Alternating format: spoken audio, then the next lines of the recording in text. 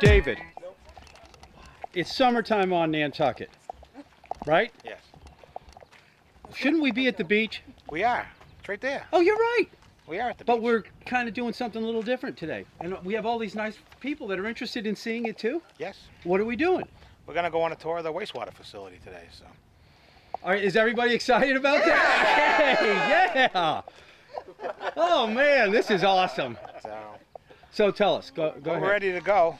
For those of you that don't know me, my name's David Gray. I'm the chief operator here. I've been in my position since January.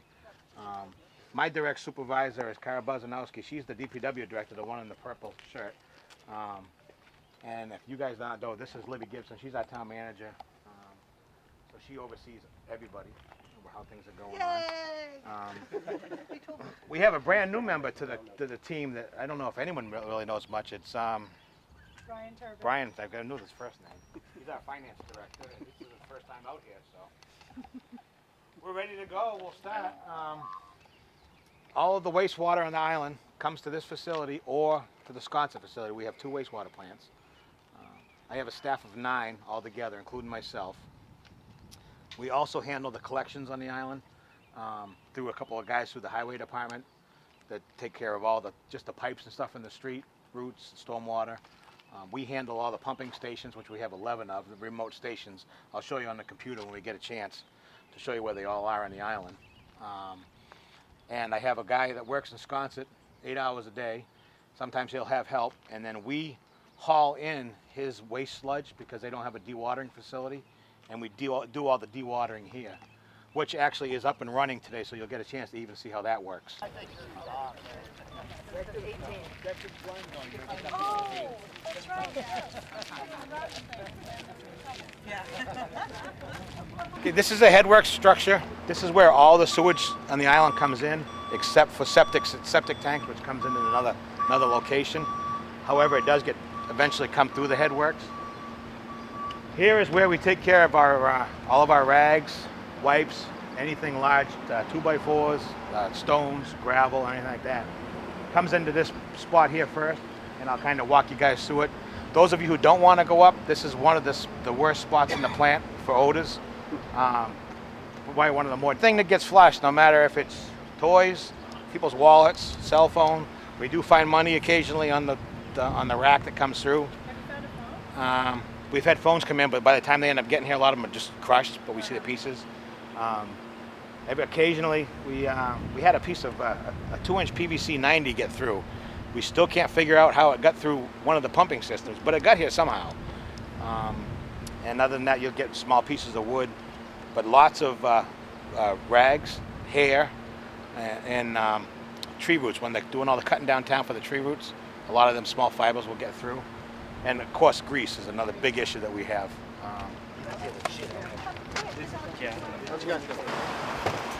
This is where it's going to get a little gross, guys. We conventionally rake this bar rack. As you can see, they did it this morning and they cleaned it off. The whole flow of the entire island comes through this one rack, where we pull off anything to hair, rags, wipes.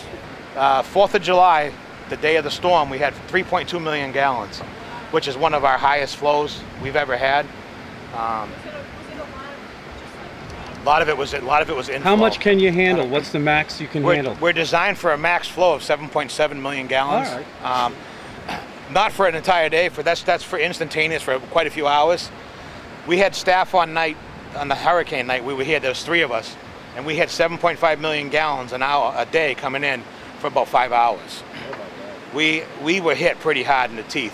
What happens if it gets over that for an Overflow. extended period? What would happen to this plant? If we got a big hit of over 8 million or 9 million gallons, ultimately, if something failed down the line, it could in fact overflow the clarifiers because they can only handle so much.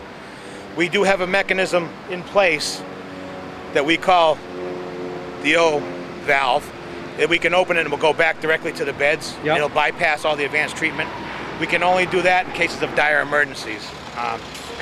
That's one of the septic trucks that are coming in now that you see. That's George Hughes. He's coming in to make his dump. That's about 3 days of rags with 1 scoop that's gotten through our bar rack.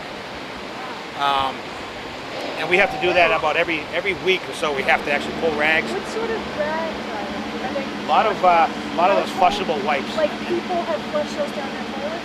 Those aren't from anything to do here. No, the baby wipes, the flushable wipe, the preparation. It's all everything that says flushable on the box. We're getting a lot of those toilet wand heads now starting to come through because they say flushable on them. Just for a few minutes.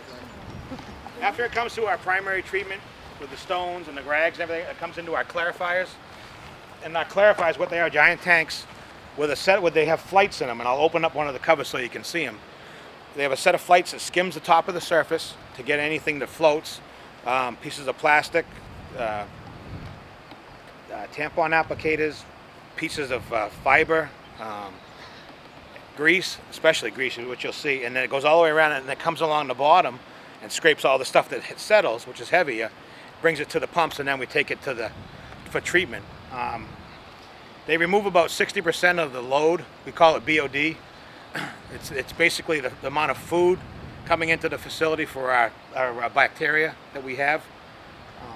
This removes a good portion of it. Up until 2007, that's where the plant stopped. It was coming in here, getting screened.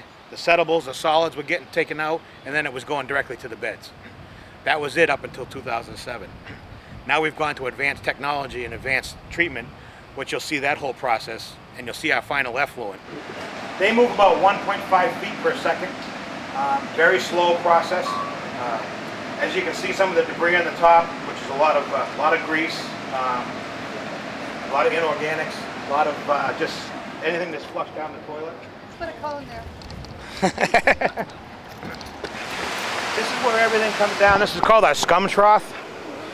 So anything that floats gets pushed down to this end, and then the guys manually come out for a day. It takes about an hour to do, and we get rid of it. This is one of the television. Wow. After we get out of primary treatment, like I said, prior to that, it used to go right directly to the beds. We have 15 of these sand bed filters. They're called rapid infiltration beds.